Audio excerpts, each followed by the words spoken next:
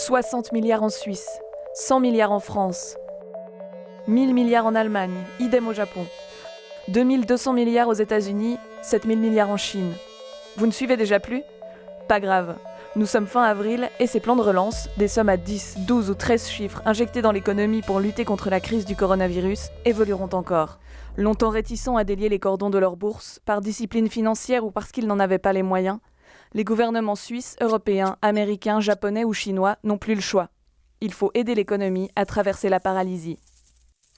Les plans de relance s'ajoutent au programme des banques centrales, qui, elles, mettent de l'huile dans les rouages bancaires et financiers. Pour tous les pays, l'objectif est le même, soutenir les entreprises et les ménages. Mais les différences sont nombreuses.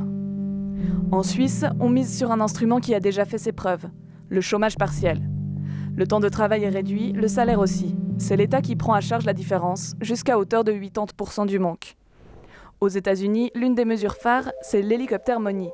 Comprenez, hélicoptère plus argent. On alimente directement les ménages. C'est populaire aussi, mais pas toujours très efficace. Le risque est que les gens épargnent au lieu de consommer. En Allemagne, on a beaucoup hésité avant de renoncer à la règle du Schwarze Null, le budget de l'État zéro déficit. Il faut dire que le pays s'attend à une contraction de son PIB de 5 à 20% en 2020.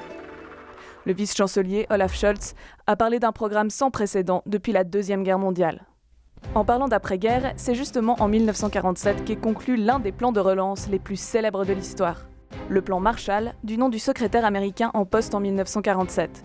Son intitulé officiel était « Programme de rétablissement européen ». Il avait la particularité d'être une aide américaine pour la reconstruction européenne après la guerre. Mais elle n'était pas gratuite. La condition était que les bénéficiaires achètent l'équivalent de ce qu'ils recevaient en produits américains.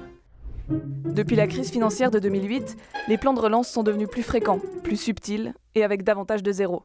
Ils contiennent par exemple des prêts facilités aux entreprises, des constructions d'infrastructures, des aides à l'innovation ou des crédits d'impôt. Mais désormais, à la différence du plan Marshall, chaque État finance son propre rebond, pas celui de son partenaire économique. Mais quelle est l'efficacité de ces plans ? C'est la grande question. Difficile de savoir, 5 ou 10 ans plus tard, quels ont été leurs bénéfices. Et il y a autant de bons que de mauvais exemples.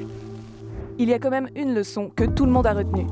Les aides doivent arriver vite, plus vite, très vite, pour éviter de perdre en chemin des banques, des entreprises et des employés qu'il coûterait très cher de reformer ensuite.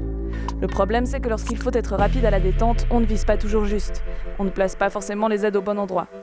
Alors que l'année 2019 a été celle de toutes les promesses écologiques, la cible semble en tout cas, cette fois-ci, toute trouvée.